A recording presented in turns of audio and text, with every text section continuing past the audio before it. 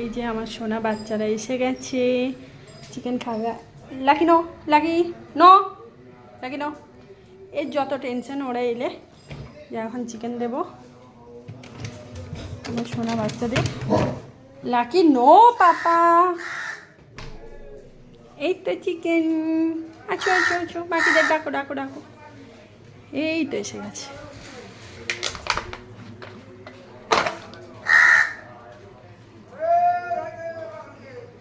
আমার দুটো বাচ্চা এসে গেছে।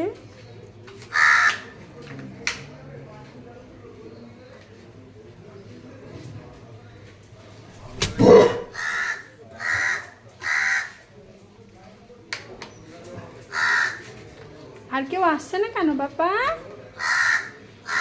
এত ডাকছো তাও আসছে না। আগে তো 7-8 জন আসতো। আমি একটু বিয়ে বাড়িতে বাড়ি গেছিলাম, আমার ভাসুরের মেয়ের বিয়ে ছিল, তারপর দেখছি 2 জন আসছে আর বাকিরা আসছে না। জানলা বন্ধ থাকে, তারপর হচ্ছে যে ওর জানলায় কিন্তু সুন্দর টোকা মারে, মানে মানুষে যেমন এরকম করে টোকা মারে, ওরাও কিন্তু ঠোঁট দিয়ে এভাবে টোকা মারে। তো কি করব, হয়তো অনেক টোকা মেরে দেখে যে আমি জানালা খুলছি না, ঘর অন্ধকার, বা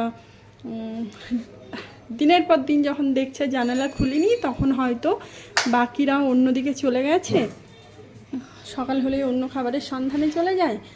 আর এই 2 জন ভরসা করে ছিল যে না, মা একদিন ঠিক ফিরবে, মা একদিন ঠিক আসবে, মা একদিন ঠিক খেতে দেবে, সেই জন্য ওরা আমার ওপর ভরসাটা হারায়নি।